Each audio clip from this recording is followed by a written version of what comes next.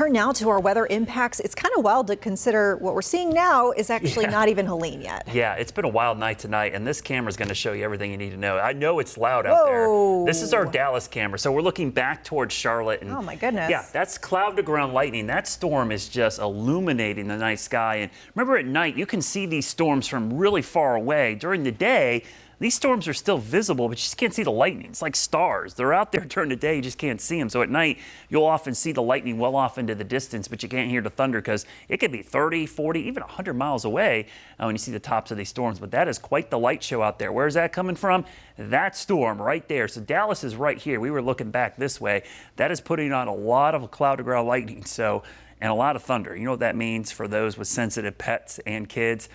Going to be some sleepless hours here until this moves through. So the kids and the dog probably jumping in bed with you right now as this is pushing off to the north and east. So just be prepared. There could be a couple more tonight. We've got some in the upstate. There is a cold front moving through the area. It's not quite making it here. It's going to stall. And that's why we're worried about this. This is Helene gaining strength. Now, before Helene even gets here, that front's going to produce widespread showers and storms the next couple of days in the mountains. As Helene gets closer, it'll interact with that front and cause widespread issues. For that reason, only have flood watches for the mountains and foothills into the north. Now, we'll likely see more counties added to this. This is just a timing and confidence issue. So I expect to see more counties added as we get closer to the weekend. Now, Helene, 60 miles per hour right now. When you wake up tomorrow and talk to Larry and Chris in the morning, trust me, this will likely be much higher. It's going to be a hurricane and could actually be rapidly intensifying to a category 2 or 3. Look at all the hurricane warnings, tropical storm watches and warnings, even inland areas of Florida.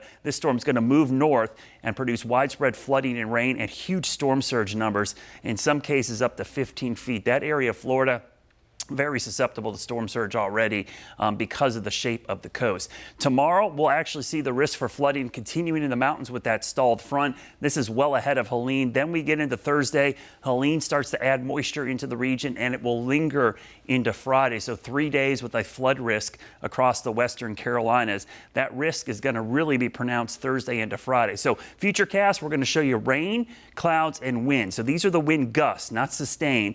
Look at the rain developing tomorrow into Thursday in the mountains. This is going to soak many areas. Again, this is not even Helene yet. So downpours here causing the ground to get saturated. Then Thursday night, here comes the moisture from Helene. Notice the uptick in winds as the heavy rain continues to push in. Here comes Helene right here.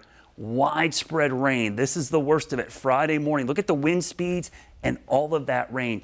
Friday morning looks really, really rough right now. That's going to linger into the middle of the morning. The good news is, because of the fast forward speed, eventually by Friday afternoon, things should begin to dry out. So excessive rainfall, big issues for most of our area. Wind will be a big issue as well as we go through Thursday into Friday. So certainly going to be a potentially rough day on Thursday night into Friday. Those are the days we want you to stay weather aware. If you have some idea of if you live in an area that's flash flood prone, make sure you're ready to evacuate. And if you do have power outages, make sure you charge everything up and are ready for those on Thursday night into Friday. Here's a look at your Guy Roofing 7-day forecast. Again, Thursday night into Friday, stay weather aware. By the weekend, we will see improvement, but the scattered showers could be sticking around. Okay, Brad, thanks for the heads up. We got sports.